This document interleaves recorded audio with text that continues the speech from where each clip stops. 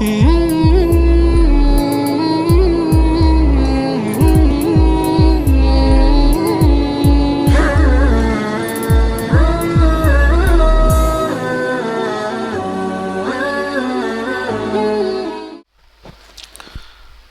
باللہ من الشیطان الرجیم بسم اللہ الرحمن الرحیم وما انزلنا علیک الکتاب الا لتبین لهم الذی اختلفوا فیہ وہدی ورحمۃ لقوم یؤمنون صدق اللہ العظیم۔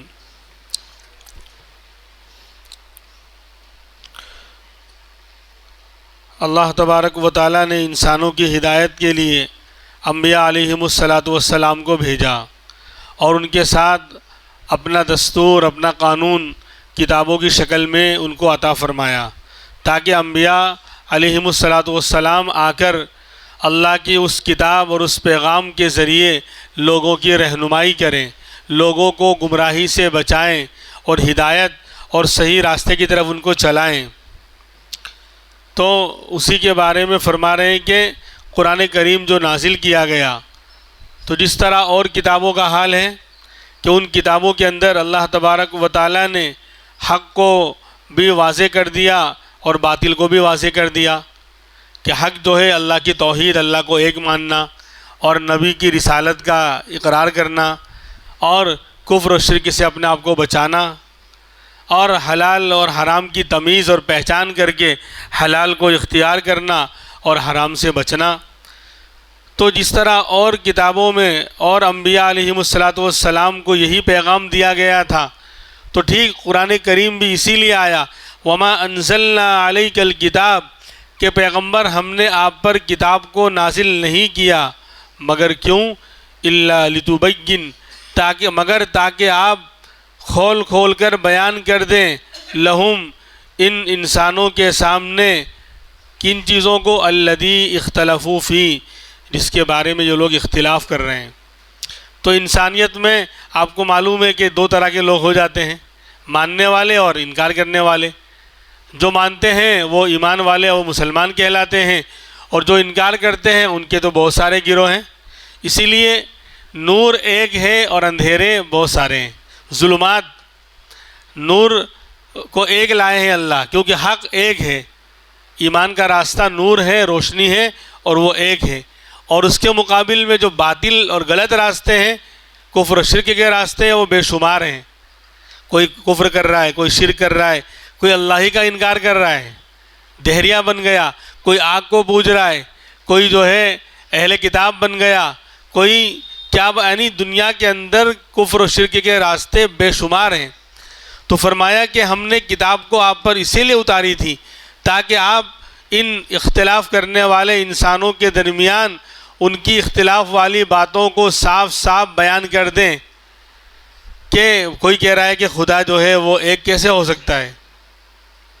ایمان والے کہتے ہیں توحید کہ اللہ ایک ہے، اور اس کے مقابل میں کفر و شرک والے کہتے ہیں کہ نہیں، اللہ تو بے شمار ہیں، جتنے کنکر اتنے شنکر۔ تو ابھی اختلاف ہو گیا انسانوں میں، کوئی ایک اللہ کو مان رہا ہے، کوئی بہت ساروں کو مان رہا ہے، یعنی ہر جگہ پر خدا، اپنا کرم اور کام بھی خدا، پیسہ بھی خدا، اپنی کامیابی بھی خدا، بلکہ بیوی کے نزدیک شوہر بھی خدا، ایسا ان کا حال ہے۔ تو اب جو لوگ توحید کے قائل ہیں، ایک خدا کو مان رہے وہ صحیح، یا جو لوگ ایک سے زیادہ خدا کو مان رہے وہ صحیح، جو ہر چیز کو حلال سمجھ رہے ہیں، حرام کو بھی، شراب بھی، خنزیر بھی، یہ بھی، فلاں بھی، سود بھی، تو وہ صحیح، یا جو ان کو حرام سمجھ رہے ہیں وہ صحیح۔ تو اختلاف ہو گیا۔ تو فرماتے ہیں کہ کتاب کو نازل کرنے کا مقصد یہی ہے کہ جو اہل توحید اور اہل شرک کے درمیان جو اختلاف ہو گیا، اہل توحید ایک اللہ کو مان رہے ہیں، اہل شرک ایک سے زیادہ خدا کو مان رہے ہیں، ان کے درمیان آپ اختلاف کو دور کریں گے، بیان کریں گے کہ یہ صحیح ہے، یہ غلط ہے۔ جو سب کو حلال سمجھ رہے ہیں اور دوسری طرف مسلمان جو ہے حرام کو حرام سمجھ رہے ہیں، حلال نہیں سمجھ رہے، تو حق پر کون، صحیح کون؟ تو قرآن کریم آپ پر اتارا گیا، اس کے ذریعے آپ بتائیں گے کہ حلال کو حلال سمجھنا اور حرام کو حرام سمجھنا یہ اصل ہے، اور جو حرام کو بھی حلال سمجھیں گے وہ غلط ہیں۔ تو ہم نے آپ پر کتاب اسی لیے اتاری تھی تاکہ آپ ان کے سامنے ان کے اختلاف والے مسئلوں کو اچھی طرح واضح کر کے بیان کر دیں۔ اس لیے قرآن کریم میں ہر چیز کا بیان آ گیا اجمالی طور پر، تفصیل اللہ کے رسول نے اپنی حدیثوں میں بیان فرمائی۔ 2 ہفتہ پہلے کی تقریر اگر یاد ہو کہ قرآن کریم تو اجمالی کتاب ہے، تفصیل جو ہے وہ حدیثوں کے اندر ہے، کیا کیا حلال کیا کیا حرام۔ قرآن میں خالی 2-4 باتوں کو بطور اصول اور ضابطے کے بیان کر دیا کہ تم پر مردار و فلاں حرام ہے، لیکن حرام کی تفصیلات کب ہوگا حرام، کیسے ہوگا، اور اس کی کنڈیشن اور حالت کیا ہے، وہ سب حدیثوں میں ملے گا۔ اللہ کے رسول نے پریکٹیکل کر کے بھی بتایا، عمل کر کے بھی، اور سمجھایا بھی اچھے انداز میں۔ تو فرماتے ہیں کہ ہم نے جو آپ پر اس کتاب کو اتارا ہے تو آپ ان کے سامنے ان کی اختلاف والی باتوں کو اچھی طرح کھول کر بیان کر دیں۔ اور یہ کتاب کیا ہے؟ وہدن، ہدایت ہے۔ یہ کتاب ہدایت ہے اور رحمت ہے ایمان والوں کے لیے۔ سوال یہ پیدا ہوتا ہے کہ کتاب تو پوری انسانیت کے لیے اتری ہے، صرف ایمان والوں کے لیے قرآن نہیں اترا۔ قرآن تو قیامت تک آنے والے ہر انسان کے لیے ہے، چاہے وہ ماننے والا ہو کہ نہ ماننے والا ہو، ایمان والا ہو کہ کافر ہو کہ مشرک ہو کہ مجوسی ہو کہ یہودی ہو، کوئی بھی ہو۔ قرآن تو قیامت ہدی للناس، ایک جگہ پر فرمایا کہ قرآن ساری انسانیت کے لیے ہدایت ہے۔ تو یہاں پر ایمان والوں کے لیے ہدایت اور رحمت، اصل میں انجام تو یہی ہونے والا ہے نا۔ یعنی اس کو قبول کون کرے گا، قرآن پر ایمان کون لائے گا؟ قرآن کے ذریعے ہدایت اور رہنمائی حاصل کریں گے ایمان والے۔ اس لیے کہا کہ قرآن ہدایت اور رہنما ہے ایمان والوں کے لیے، کیونکہ فائدہ اٹھانے والے ایمان والے اور اللہ سے ڈرنے والے لوگ ہی ہیں۔ ہدی للمتقین کہا پہلے پارے کے شروع میں، ذالک الکتاب لا ریب فیہ ہدی للمتقین، کہ یہ قرآن متقیوں کے لیے، اللہ سے ڈرنے والوں کے لیے ہدایت ہے۔ پتہ چلا کہ قرآن سب کے لیے تھا، سب کے سامنے پڑھا جاتا ہے، سب کو نصیحت کی جا رہی ہے، لیکن فائدہ کس کو ہوگا؟ جو ایمان والے ان کو ہوگا، اور ایمان والوں میں بھی جو تقوی والے ہیں، اللہ سے ڈرنے والے ان کو ہوگا۔ آج آپ کتنی بھی باتیں اور نصیحت کر دیجئے، قرآن کی آیتیں پڑھ کر سنا دیجئے، لیکن جس کے دل میں ذرہ برابر اللہ کا ڈر نہیں، قرآن کی اہمیت نہیں، اللہ کے پیغام ہونے کی اہمیت اس کے نزدیک نہیں، تو اس کو فائدہ نہیں ہوگا جو فائدہ ہونا چاہیے۔ اسی لیے کہا کہ یہ ہدایت بنے گا اور رحمت بنے گا۔ قرآن سراپا رحمت ہے ایمان والوں کے لیے۔ کیوں؟ اس لیے کہ اگر یہ کتاب نہ ملتی تو ہم پتہ نہیں کہاں کہاں بھٹک رہے ہوتے، ظلم و ستم کی چکی میں پس رہے ہوتے۔ ظلم سب سے بڑا شرک ہے، کسی کو ستانا، مارنا، کاٹنا وہ تو ظلم ہے ہی، لیکن سب سے بڑا ظلم ہے شرک کرنا، اللہ کے ساتھ کسی اور کو خدا ماننا۔ تو اگر قرآن ہمارے پاس نہ آیا ہوتا، یہ ہدایت کی کتاب ہمیں نہ ملی ہوتی، تو آج پتہ نہیں ہم کہاں بھٹک رہے ہوتے۔ تو یہ رحمت قرآن ہمارے لیے بن گیا، قرآن ہمارے لیے ہدایت اور رحمت بن گئی۔ ہدایت مل گئی، سیدھا راستہ مل گیا، سیدھا راستہ مل گیا، ہم نے اس کو فالو کر لیا، اس پر چلنے والے بنے، تو قرآن ہمارے لیے رحمت بن گیا کہ ہم دنیا کے اندر اللہ کے ماننے والے، اللہ کے حکم پر چلنے والے اور نبی کی سنتوں کو اختیار کرنے والے بن گئے۔ قرآن نہ آتا تو یہ رحمت ہمیں نہ ملتی۔ تو اسی لیے کہا کہ قرآن ہدایت اور رحمت ہے ایمان والوں کے لیے۔ اب آگے فرماتے ہیں واللہ انزل من السماء ماء، کہ اللہ نے آسمان سے پانی کو برسایا۔ دونوں میں کامن ہے، یعنی آیتوں میں ربط اور تعلق ہوتا ہے۔ ابھی تو بات چل رہی تھی کہ قرآن ہدایت ہے اور رحمت ہے ایمان والوں کے لیے، پھر کہہ رہے اللہ آسمان سے پانی برساتا ہے، تو دونوں میں مناسبت ہے۔ جس طرح آسمان سے پانی برستا ہے، دیکھو بارش کے پانی میں جو طاقت اور پاور ہے وہ دنیا کے پانی میں نہیں ہے۔ اسی لیے آپ دیکھیں گے کہ 2-4 دن لگاتار بارش ہو جائے تو ہر طرف ہریالی و سبزہ اگ جاتا ہے۔ آپ روزانہ پانی چھاٹو وہ بات نہیں ہوگی۔ بارش کے پانی میں اللہ نے زندگی اور سبزے کو اگانے کی صلاحیت بہت شاندار رکھی ہے۔ تو جس طرح بارش کا پانی جب آسمان سے برستا ہے تو مردہ زمین کو زندہ کر دیتا ہے. زمین بنجر ہوتی ہے, مردہ ہوتی ہے, ایک دم یعنی نہ پانی کو اپنے اندر لینے والی ہوتی ہے نہ کچھ اگانے والی ہوتی ہے, لیکن جب بارش کا پانی اس پر گرتا ہے تو وہ بانجھ زمین, بانجھ عورت کی طرح جو بچہ جننے کے لائق نہیں تھی, لیکن جب پانی بارش کا اس کے اوپر گرا تو اس کے اندر اگانے کی صلاحیت پیدا ہو گئی. ایسے ہی قرآن یہ روح کی غذا ہے. قرآن جو ہے وہ روح کی غذا ہے. جسے بارش کا پانی آسمان سے اوپر سے آ رہا ہے تو روح ہماری اوپر سے آئی ہے. اسی لیے جب انتقال ہوتا ہے تو روح چلی جاتی ہے اور آنکھ یوں کھلی رہ جاتی ہے. جب انتقال ہوتا ہے تو بولے آنکھ بند کر دو, منہ یعنی آنکھ ڈھانپ دو ورنہ سخت ہو. کیوں؟ جسم جو ہے روح کو فالو کرتا ہے, روح کا پیچھا کرتا ہے. جب روح نکلتی ہے آسمان کی طرف جانے لگتی ہے تو یہ کہتا ہے مجھے چھوڑ کے کہاں جا رہی, پرندہ اڑ گیا پنجرا خالی رہ گیا. تو یوں اس کو جاتے ہوئے دیکھتی, اس لیے آنکھیں پتھرا جاتی ہیں, کھلی رہ جاتی ہیں. تو پھر بعد میں جلدی سے بند کرنا پڑتا ہے, کیونکہ جب روح نہیں رہے گی تو آنکھ سخت ہو جائے گی, پھر بند نہیں ہوگی اور پھر شکل جو ہے اچھی نہیں لگے گی. تو روح آسمان سے آئی تو اس کی غذا بھی آسمان سے آئی.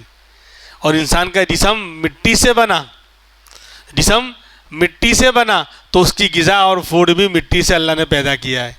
سبزہ چاہے ڈائریکٹ ہو, ویج ہو کہ نان ویج ہو, دونوں کی اصل مٹی ہے. آپ جو ویج سبزی ہم کھا رہے ہیں وہ تو ہے ہی مٹی سے پیدا ہوتی ہے. جو نان ویج کھا رہے ہیں وہ بھی تو سبزہ وہیں سے حاصل کر رہا ہے. گائے ہو, بیل ہو, بکری ہو, جو بھی ہم نان ویج کھاتے ہیں وہ ان کی اصل بھی تو مٹی ہے. ان کو غذا کہاں سے ملی؟ گھاس چارہ وہ بھی زمین سے کھا رہے ہیں. تو دونوں میں مناسبت ہے کہ قرآن آسمان سے آیا تھا اور روح بھی آسمان سے آئی ہے. تو اللہ نے آسمان سے آنے والی روح کی غذا کا انتظام آسمانی نظام اور کتاب کے ذریعے کیا.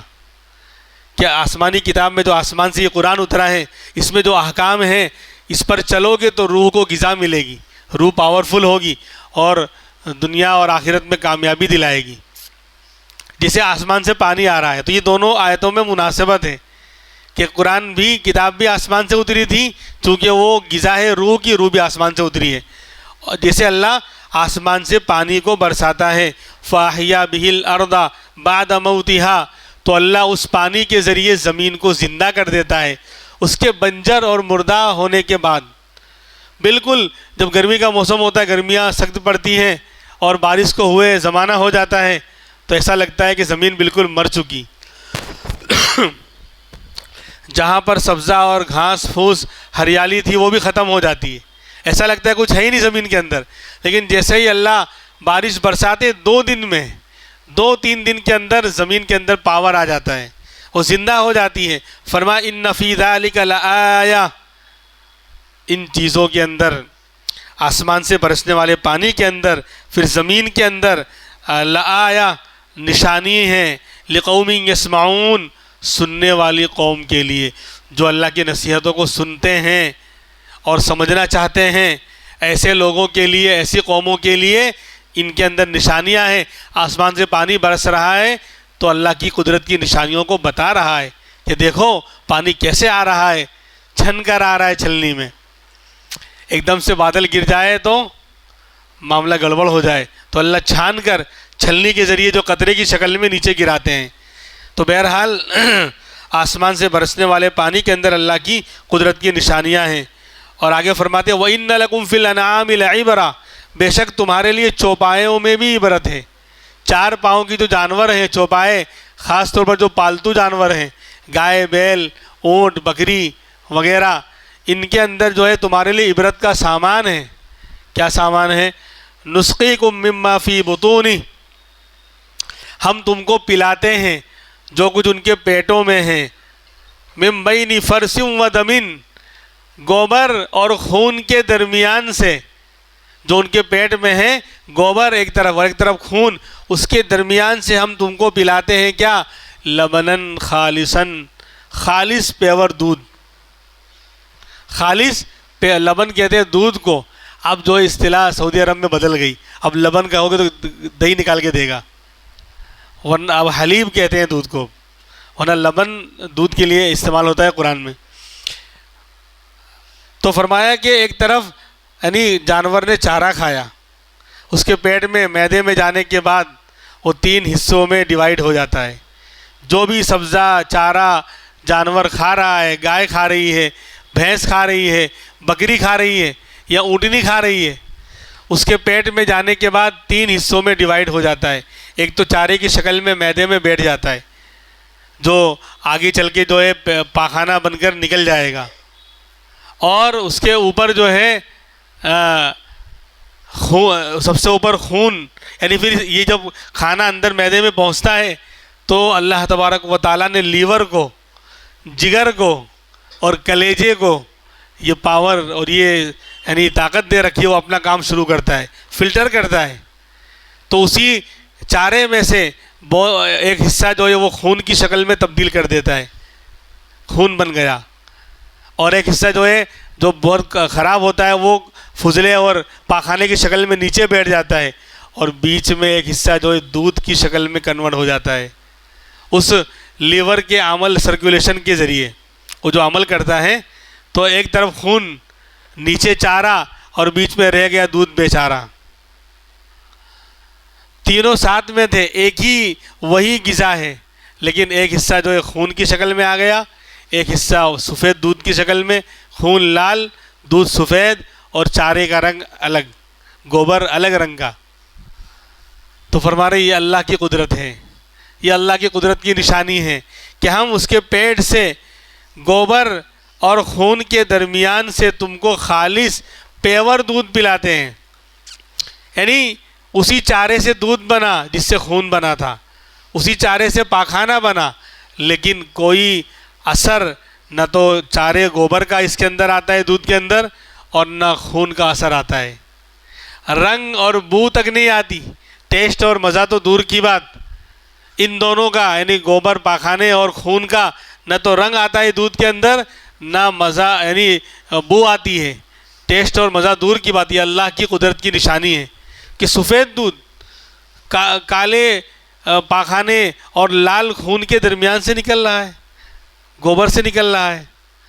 تو فرمایا کہ خالص دودھ پلاتے، پیور، یہ اخلاص۔ تو اللہ کہتے ہیں کہ اخلاص اسی طرح پیدا کرنا چاہیے کہ دکھلاوے، ریا اور شرک کی آمیزش سے خالص کر کے اللہ کی عبادت، اللہ کے لیے عبادت کو خالص کرنا چاہیے، جس طرح ہم دودھ تم کو خالص کر کے پلا رہے ہیں، کہ نماز ہمارے لیے خالص ہونی چاہیے، کسی کو دکھلاوے کے لیے نہیں، تکبر اور بڑائی کے لیے نہیں، بلکہ وہ تکبر اور بڑائی اور دکھلاوے سے بچا کر خالص عبادت ہمارے لیے کرو، جس طرح ہم گوبر اور خون سے بچا کر خالص دودھ تم کو پلا رہے ہیں۔ اور فرمایا کہ ایک تو کہا کہ خالصاً خالص ہوتا ہے، بالکل پیور ہوتا ہے، وہ تو ہم لوگ ملاوٹ کرتے ہیں، وہ تو ہم لوگ ملاوٹ کرتے ہیں۔ اور فرمایا سائغا للشاربین، پینے والوں کے لیے بڑا خوشگوار ہوتا ہے۔ سائغ عربی کا لفظ ہے، اس کا مطلب گلے میں پھنستا اور اٹکتا نہیں ہے، یہ دودھ کی خاصیت ہے۔ آپ کہو گے نہیں اٹکتا ہے نا، امول دودھ کی بات نہیں کر رہا ہوں۔ انسانوں نے اگر اس کو بگاڑا ہے تو اس کے وہ ذمہ دار ہیں۔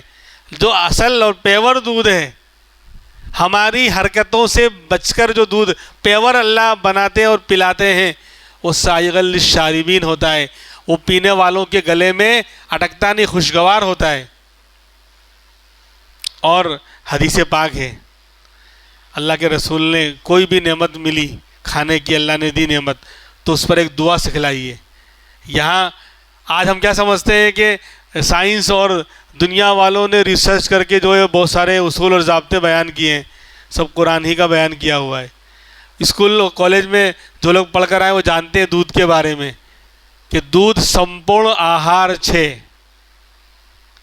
8ویں یا 9ویں کی کلاس میں جب ہم پڑھتے تھے تو یہ پورا سائنس کے اندر یہ چیپٹر اور اس کے اندر یہ آیا تھا، دودھ سمپورن آہار، دودھ مکمل غذا ہے، دودھ مکمل غذا ہے، یعنی انسان کو جن جن چیزوں کی اس کے جسم کو، باڈی کو ضروری چیزیں ہیں، وٹامنس، کاربوہائیڈریٹ، پروٹینز اور فلاں جو بھی ساری چیزیں اللہ تبارک و تعالیٰ نے دودھ کے اندر رکھ دی ہیں۔ اگر انسان کو کھانا نہ ملے مان لو، اور دودھ مل رہا ہے، پھر وہی بات تھیلی والا نہیں، جو صحیح دودھ ہے اصل وہ دودھ مل رہا ہے تو اس پر بھی وہ زندہ رہ سکتا ہے، اس کو کوئی سائیڈ ایفیکٹ نہیں ہوگا، اس کے بدن اور باڈی کو جو چیز ضروری ہے وہ پہنچتی رہیں گی اگر پیور دودھ ہے تو۔ عربوں کی زندگی دودھ پر بسر ہوتی تھی، اونٹنی کا دودھ پی کر وہ گزارا کرتے تھے، اور واقعی بہت پاورفل ہوتا ہے وہ، سب سے اچھا دودھ اونٹنی کا ہوتا ہے، بھینس کا بھی نہیں، گائے کا بھی نہیں، بکری کا بھی نہیں، بلکہ اونٹنی کا دودھ سب سے پاورفل ہوتا ہے۔ خیر، تو یہ جو لکھا نا کہ دودھ سمپورن آہار ہے، مکمل غذا ہے، تو حدیث پاک ہے، اللہ کے رسول فرماتے ہیں جب کوئی بھی کھانے کی چیز آتی ہے تو دعا سکھلائی، اللہم بارک لنا فیہ واطعمنا خیرا منہ۔ دودھ کے علاوہ کوئی کھانے کی چیز اگر اللہ کھانے کو دیں تو آپ نے یہ دعا سکھلائی، کیا دعا مانگو؟ اے اللہ اس میں برکت دے، اللہم بارک لنا فیہ، اور واطعمنا خیرا منہ، اور ہم کو اس سے بہتر کھلا۔ جو آج آپ نے مرغ مسلم اور فلاں بوائلر نہیں، بوائلر کا تذکرہ کریں گے نہیں اللہ کے رسول، بوائلر کھانا سنت نہیں ہے، جائز ہو سکتا ہے، سنت نہیں ہو سکتا، دیسی مرغی سنت ہے، اللہ کے رسول نے کھائی ہے، استعمال فرمائی ہے، دیسی مرغی کھانا یہ سنت ہے، اور بوائلر کھانا جائز یا مکروہ، دو اختلاف اب ہو رہا ہے، کیونکہ اب اس کے نقصانات بہت زیادہ سامنے آ رہے ہیں، تو کھینچ کر لاؤ گے تو بہت جائز ہوگا، بس سنت نہیں ہو سکتا، لیکن دیسی مرغی سنت ہے۔ خیر، کبھی سنت سمجھ کے کھانا چاہیے۔ تو کھانے کی چیزوں پر یہ دعا سکھلائی کہ اللہ ہم کو اس میں برکت دے اور اس سے بہتر دے، اس سے بہتر کھلا، یعنی دنیا کی بڑی سے بڑی نعمت اللہ نے کھلائی، لیکن پھر بھی یہ دعا پڑھنے کو کہہ رہے ہیں آپ کہ واطعمنا خیرا منہ، اس سے بہتر ہم کو کھلا۔ لیکن جب دودھ آیا، پیور دودھ، اور اس پر دعا سکھلائی تو بدل دیا آپ نے۔ ایک بہت بڑا پوائنٹ بتا رہا ہوں آپ کو، دعا سکھلائی اللہم بارک لنا فیہ وزدنا منہ، اے اللہ ہم کو ہمارے اس دودھ میں برکت دے اور مزید عطا فرما، اس سے اچھا عطا فرما نہیں کہا کہ دودھ سے اچھا کوئی ہے ہی نہیں۔ سمجھ رہے پوائنٹ؟ تو یہاں سے نکالا ہے دودھ سمپورن آہار ہے، یعنی دودھ یعنی مکمل غذا ہے، یہاں سے چرایا ہے سائنسدانوں نے میرے نبی کے اس فرمان سے، یعنی دودھ سے بہتر کوئی کوالٹی کی اس لائن کی چیز ہے ہی نہیں کھانے اور پینے کے اندر، اگر پیور دودھ ہے تو، پیور دودھ اگر ہے تو اس سے بہتر پینے کی کوئی چیز نہیں، اس لیے کہا کہ اللہ ہم کو اس میں برکت دے اور زیادہ دے، اس سے بہتر دے نہیں، اس سے بہتر کوئی ہوگا ہی نہیں، اس لیے کہا کہ دودھ مکمل غذا ہے، اسی لیے اس سے بہتر کوئی ہے، اس لیے کہا کہ اور اسی کو اور دے، زیادہ دے، اس سے بہتر دے نہیں کہا۔ لیکن دنیا بھر کی آئٹم آپ بنا دو، شاندار مرغ مسلم بنا دو، یہ بنا دو، وہ بنا دو، اور جب کھائیں گے تو یہ دعا پڑھنی پڑے گی اللہم بارک لنا فیہ واطعمنا خیرا منہ، اللہ ہم کو اس میں برکت دے اور اس سے بہتر کھلا، کہ اس سے بہتر بھی ہو سکتا ہے دنیا میں، لیکن دودھ سے بہتر نہیں۔ خیر، تو فرمایا کہ کیوں کہ دیکھو ہمارا خلوص ہے یہاں اللہ کا، اللہ بہت ہی یعنی اخلاص کو سکھلا رہے ہیں کہ دودھ کے اندر خلوص پایا جا رہا ہے، ایک طرف خون ایک طرف پاخانہ، اس کے بیچ سے بالکل اللہ بچا کر پیور خالص دودھ پلا رہے ہیں، تو کہہ رہے ہیں اے بندے تو بھی خالص بن جا، عبادت کو تو خالص کر دے۔ آج ہم نے عبادتوں میں ملاوٹ کر دی تو اللہ نے چیزوں میں ملاوٹ کر دی، سیدھی سی بات ہے، دودھ خالص ہی نہیں رہا کیونکہ عبادتیں خالص ہی نہیں رہی، عبادتیں خالص نہیں رہی تو دودھ بھی پیور نہیں رہا، اور دودھ نہیں ہر چیز پیور نہیں رہی، کیونکہ انسان خود پیور نہیں رہا، جیسا ہم کریں گے ویسا ہمارے ساتھ کیا جائے گا۔ اللہ رب العزت سمجھنے کی اور عمل کی توفیق عطا فرمائے۔ فرمایا کہ یہ بڑا خوشگوار ہوتا ہے پینے والوں کے لیے۔ آئندہ بھی جو ہے مضمون آ رہے ہیں، بہت اہم آ رہے ہیں، اور خاص کر شہد کی مکھی کا بیان آ رہا ہے، اس کی قدرت کی نشانیاں بے شمار اس کے اندر ہیں، اور پھلوں کے اندر اللہ نے کیا کیا رکھا ہے۔ آئندہ جو مضمون ہے وہ بہت اہم ہے۔ اللہ تبارک و تعالی ہمیں اللہ کی قدرت کی نشانیوں کو پڑھ کر اور سن کر مکمل یقین اللہ کی ذات پر اللہ ہمیں عطا فرمائے۔ سبحان اللہ و بحمدی، سبحانک اللہم و بحمدی، ونشہد ان لا الہ الا انت ونستغفرک ونتوب الیک۔ سبحان ربک رب العزت عما یصفون وسلام علی المرسلین والحمد للہ رب العالمین۔